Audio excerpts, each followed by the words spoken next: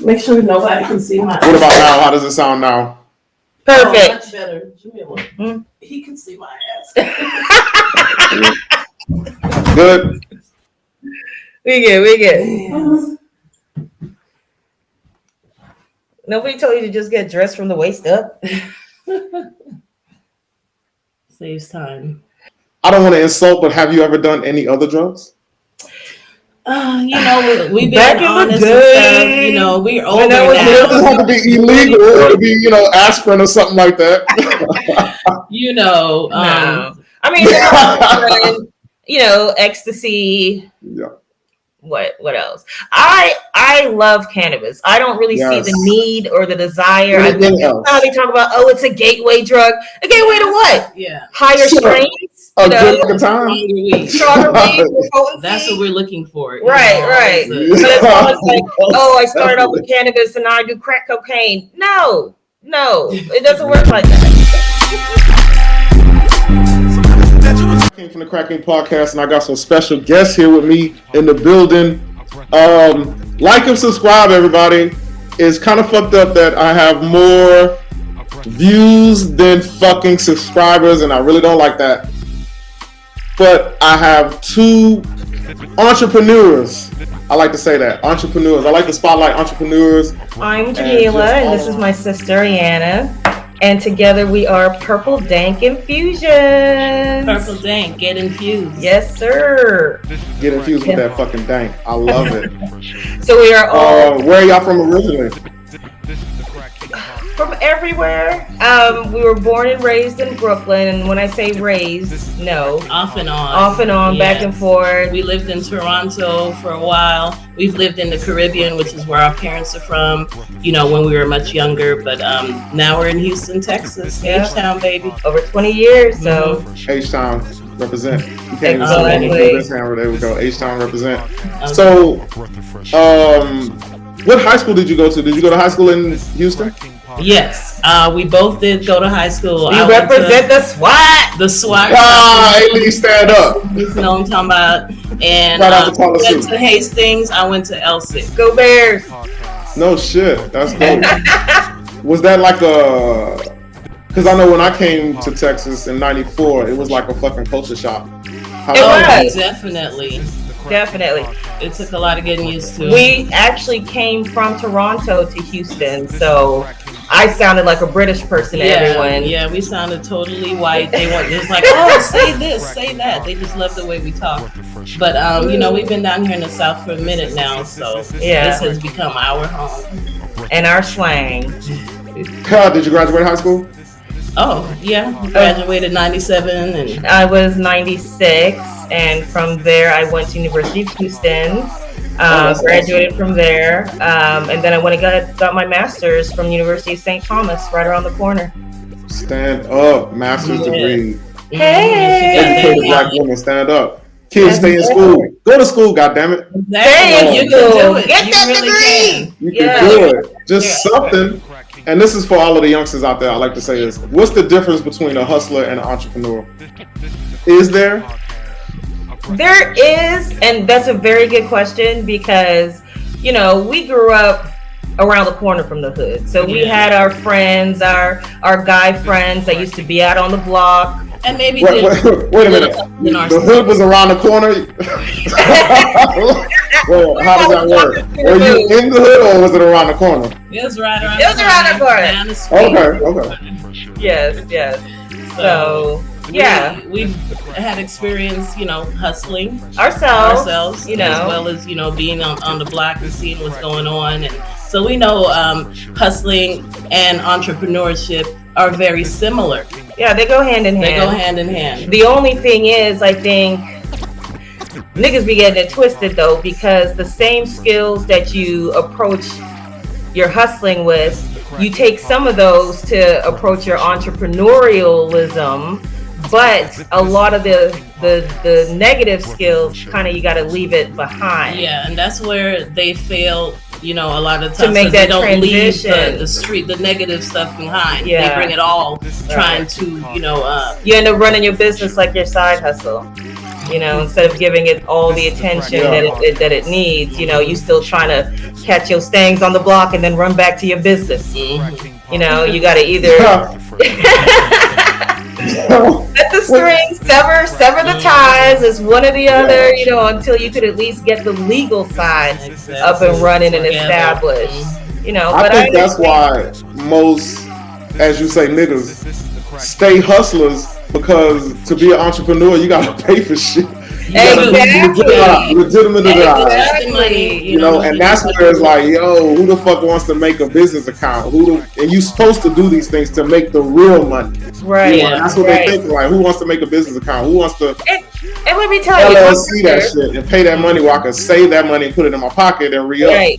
Right. Yeah. And then not only that, like just the positives that comes from being an entrepreneur, especially in Houston, you go being followed by the laws, stopped and harassed, to now you can flash that, hey, I'm a business owner, you working for me, you're supposed to protect me and my property. You know, I'm no longer, you know, the guy in the streets that you just get on to the other side. You enter on the other side. Yeah, so there's perks to it. I've actually seen that up close. My brother had a tattoo shop for a few years out here in A-Leaf, and you know, went from being known on the block to actually being the business person on the block, and getting the respect even of the laws, you know, where they would actually work with you. So, and that's well, the laws will work with you. You gotta motherfucking payola. Anyway, let's talk about how Purple Dank got started. What inspired you to start this business as sisters? We've always been passionate about weed. Okay, cannabis has been in our family since we were young. Right. My dad, you Rastafarian. Yeah, smoking the spliff, lighting the spliff on the stove for him, you know. So we've been experiencing weed for a while. And she's actually the one that came up with the business. She's a more business-minded person, and I would say I'm more of the hustler. But so she's the one that came up with this. Yeah. Well, I mean, it all started. I mean, of course, we were cannabis users before we started our cannabis business. Of course, you got to try the product. You got to know. You got to know. But yeah, having loved ones really close to you suffering, you know, whether it was from cancer or other type of chronic pain issues, and you know, wanting to have the alternative paths to healing, not just the chemo and radiation, but you know, what could balance it. And come to find out with our research that cannabis not only can help alleviate a lot of the side effects from chemotherapy, but there are certain cannabinoids like CBD, even THC, that when they work together, it can slow down tumor growth, actually stop it in its tracks. So, you know, that's powerful information that we then use to help people. She wasn't able to start our friend chemotherapy right away. She was so weak that we actually turned to cannabis, you know, to help her with her pain management, to help her just get through her day. And turning around and then finding the different schools and programs that would give us more in-depth information. Yes, we are both certified. I'm from the Medical Cannabis Institute, and she's from Cannabis Training University. I know y'all jumped the gun on me. I was going to ask, you know, and that's a good thing, because that was going to be a question. Are you a certified or formally trained? Yes, sir. Absolutely. Tell the people out there how important it is to be certified in what you love. Right. Can't nobody tell you how you know, because you know black people have a real how you know where you got that from, you know. Right. Be like, here you go. Exactly. Well, the same way we pursued our professional careers, you know, you have to go get your degrees, your certifications, is the same way we decided to pursue our entrepreneurial side. You got to know what you're talking about, especially when you're talking about cannabis as medicine. So going to the Medical Cannabis Institute, which is affiliated with the University of California, San Francisco, I got certified in the endocannabinoid system. I got certified in cancer and cannabis, also pain medication and management using cannabidiol or CBD. So then at CTU, which is Cannabis Training University, I got the master degree in cultivation, infusions and extraction, bud tending. So we tried to make sure we had the whole package. I'm more on the medicinal side. I'm certified in the medicinal use of cannabis and recreational and medicinal cannabis when it comes to the cardiovascular system. So we can talk about how to fix your heart. Yeah. With the weed, I already know. Just blaze up. Just blaze. That's what's up. Wow, that was some dope information. Stay in school, kids. You can, and I love the fact that you got higher learning in something you love and the things that you love. Right. I always want to advocate that. Yes, be passionate. Definitely. Be passionate about it. What strain do y'all like when it comes to marijuana? Sativa or indica? Oh, well, indica all the way. Indica is good because you can really get that good cerebral high. Well, more of the body high. The cerebral would be the sativa. Yeah, the body high, but the indica is just so. Yes. Okay. Well, there's hybrids too. So yes, there are hybrids. Yes, ma'am. Yes. Exactly. So sometimes you can try to make sure you're getting both in the best of a mix. Yeah, but I love the indica. I just love the fact that I guess it just agrees more with your system, and that's what's so important about cannabis. There's a strain for everybody. There's where your body actually wants that or wants those particular benefits or side effects from that particular strain. We have receptors in our body, cannabis receptors that are just waiting for us to hit that weed and get that the lock and key. The lock and key. Right. Yeah. I know it, man. I be dreaming about it sometimes when I get to the house. Right. Crazy. It's always in my dreams. Yes, Mary Jane, I love it. Yes. I don't want to insult, but have you ever done any other drugs? We've been honest and stuff. We're older now. It doesn't have to be illegal. It could be, aspirin or something like that. No. I mean, ecstasy. What else? I love cannabis. I don't really see the need or the desire. I think how they talk about, it's a gateway drug. A gateway to what? Yeah. Higher strains. A good time. Stronger weed.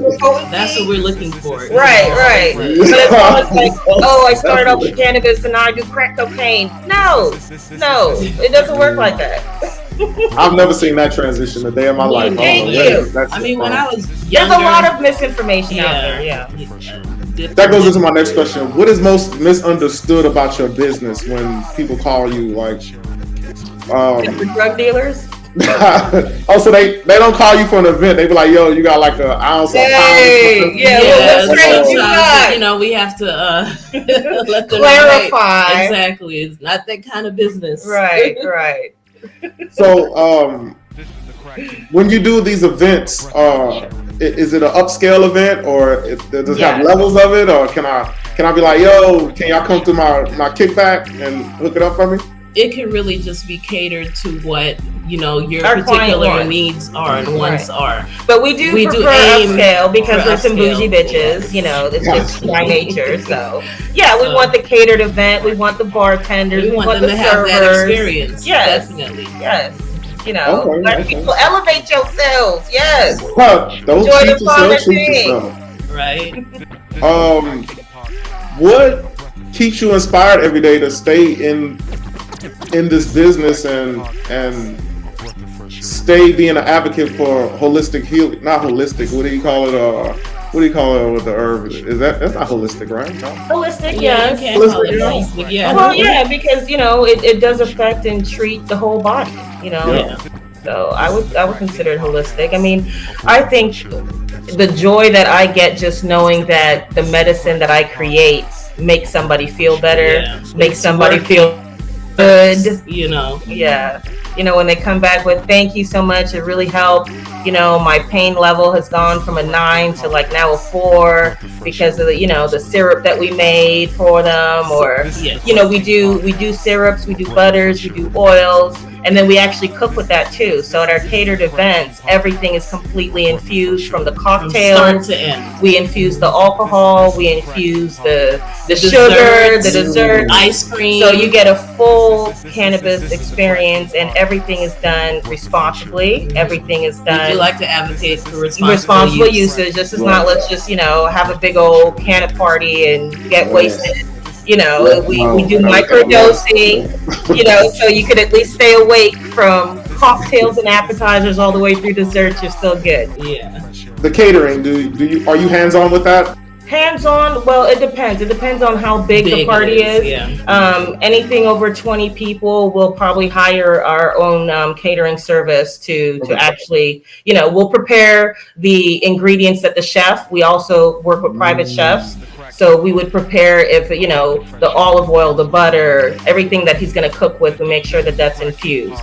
So I could just see y'all in like a trap house, like laying it out, cooking it up in the kitchen, cooking it out. I could just see that. Yeah, like we just did a full Thanksgiving dinner, totally infused. That's awesome. So you infuse everything that you can eat. Everything. For in fact, we have right here one of our most popular products. There we go. In the 8-ounce bottle, but we also have it in 4 ounces as well. It's our I wish I was in Instagram. I would just double that shit. Mm-hmm. So we like to pour up our syrup, whether it's with Sprite, like how you would do like promethazine and codeine, how they pour up the drink. But it's not promethazine.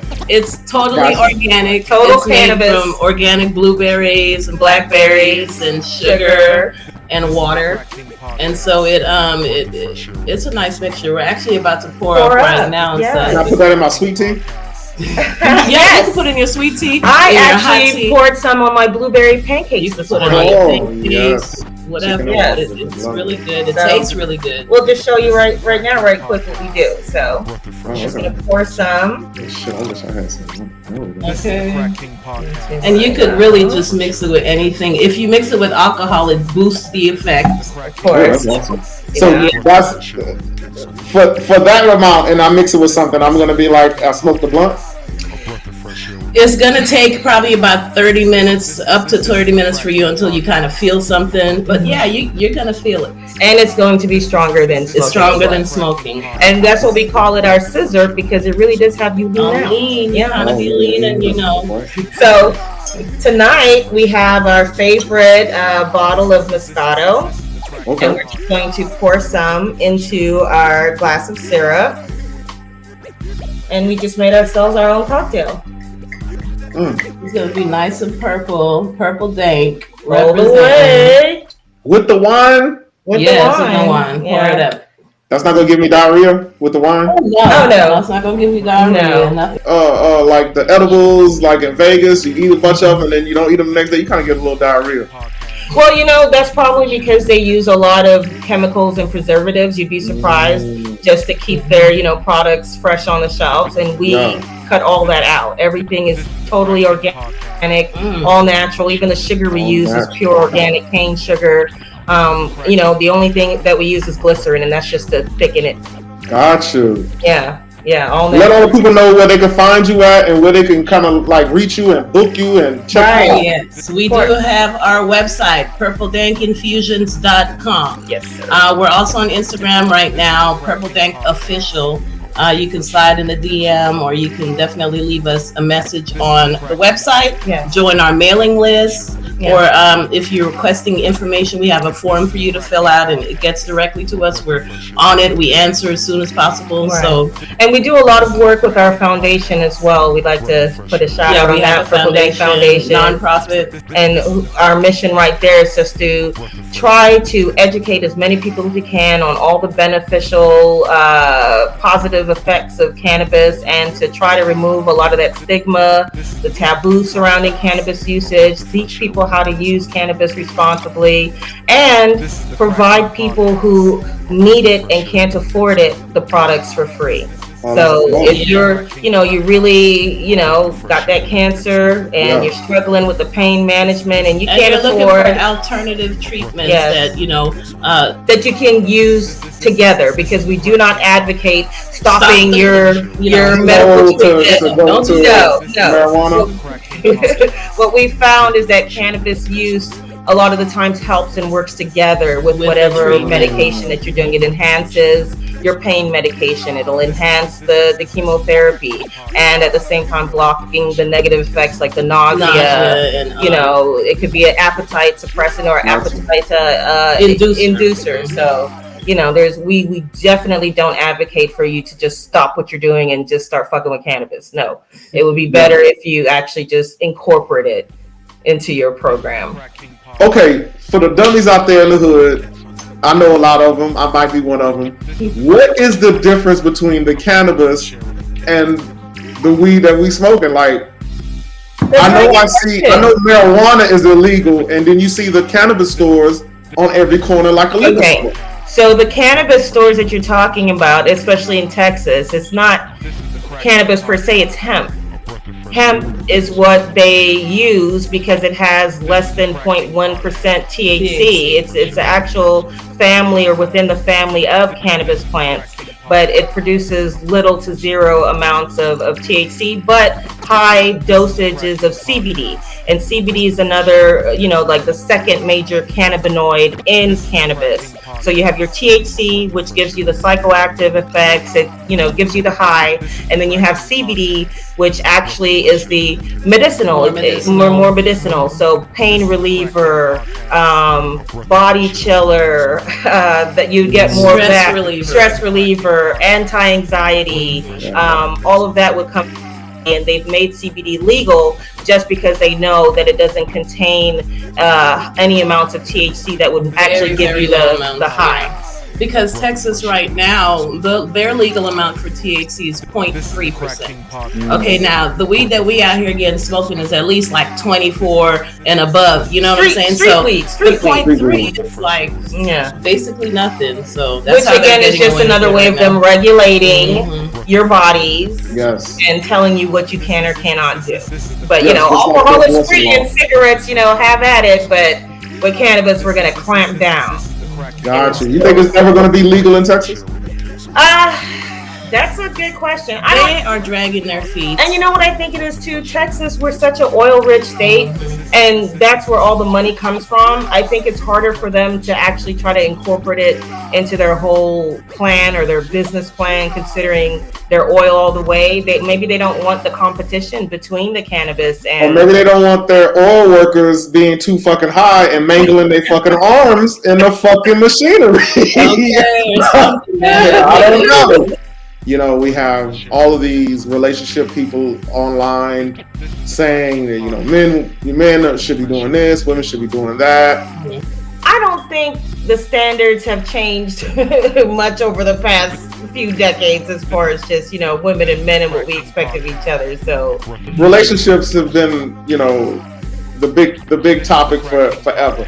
Right. So what's going on is like maybe roles in relationships. Right. That's what I was about to say. Roles definitely have changed. Even in my relationship, in my marriage, I've been married for 20 years. We've been together for like 25. And when we started off, I was in college and he was working to support me until I finished. And after we had our child together, I finished college, and then I was the one that started earning more money.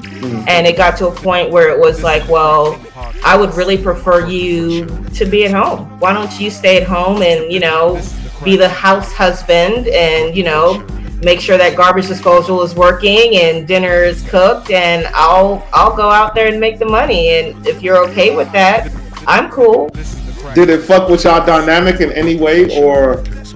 I on his end, yes. I still think he has moments where he feels like, man, I just want to be out there, working and handling. But I was like, but you see, and that's the thing too. I don't think society really appreciates the work that it takes to keep a house in order, to raise a family, to be that stay-at-home wife. So when the roles are reversed, I think it's harder for them to, or maybe it actually becomes easier for them to realize, like, this is a freaking full-time job. It is. Overtime and everything. Right, and you don't get paid for it. So, I've had to, be present enough to appreciate that the roles are reversed, and that to let him know that I appreciate what he does. I love that you cook dinner for us, babe.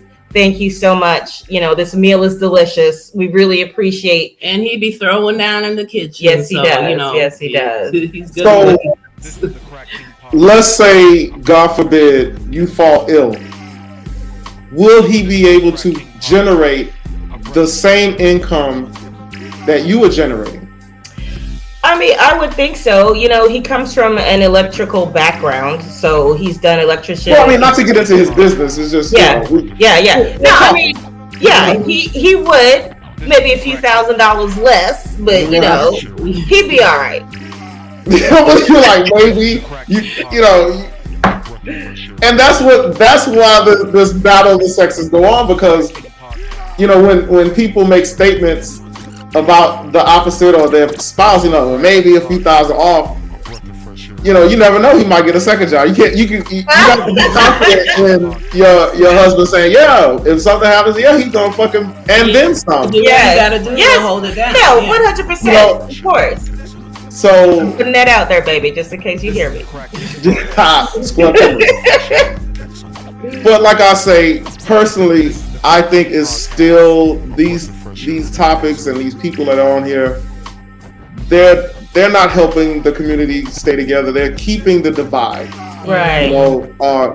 Pandering to the opposite sex with their, hey, whatever the case may be. When in all actuality, when you love somebody, when you want to build a future with them, and it takes two to fucking tango. It takes two. It's a partnership, and it's a lot of compromising involved. Yes, a lot of compromising. Yeah, actually talking and figuring out together the roles that you're gonna play in the relationship. I wouldn't say we're so modern and we're traditional. I think we're kind of in the middle now. We're in a gray area when it comes to relationships.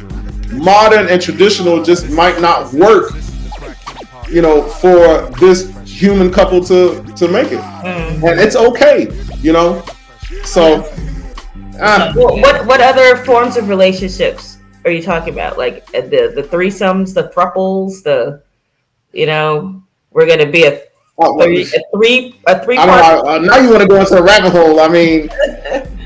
What about the poly? Just asking. And these are things that we're just learning about as well. So. Yeah, because when you get into these poly relationships, right?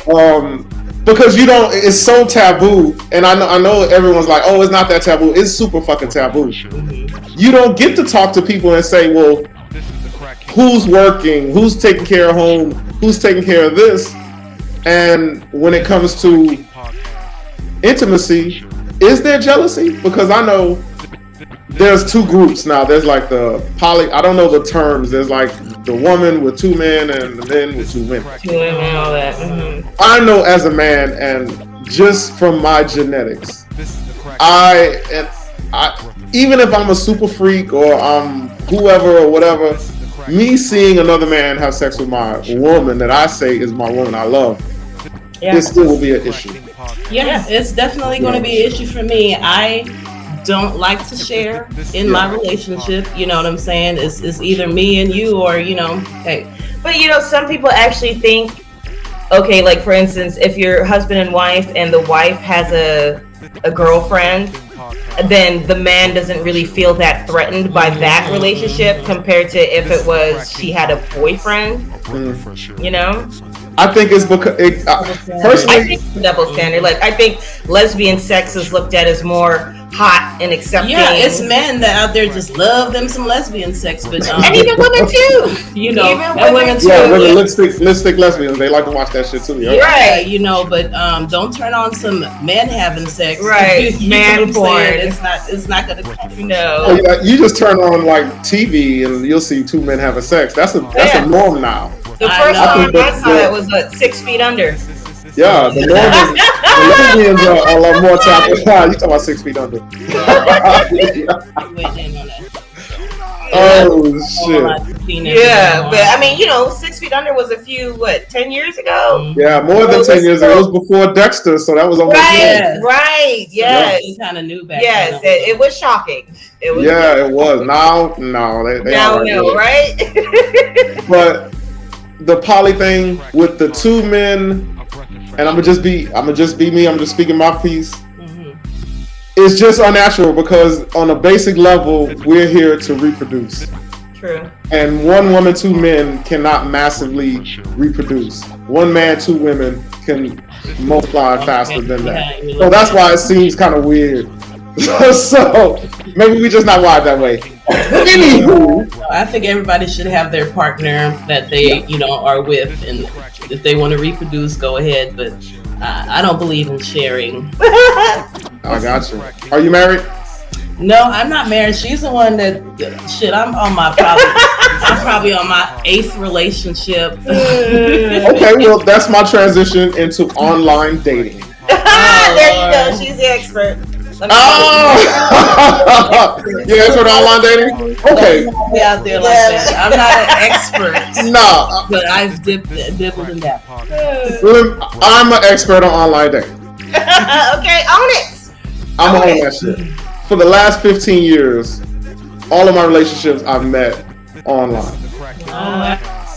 That's just so many times, man. Technology. It is. I remember as a young person, I used to hear like it was taboo for women or men to like hire like what is that the dating services? Yeah. And it just kind of blew up from there. When was the last time you actually met someone and got into a relationship with them in the real world, not in the Matrix? Met somebody in person? Wow. Yeah, like you just like, hey, you walked up, you was at the gas station and whatever. Wow. See, you took too long, so that means it was a long motherfucking time. It has been a while. I'm not gonna lie, When did the online thing when did that become a thing? It's a matter of us just being super lazy because it's like with the online, it's almost like a club when you're swiping. Instead of getting all bopped up, spending $200, $300, $400, $1,000, whatever, however balling you are, to go out and try to get turned down 20 times to get that one.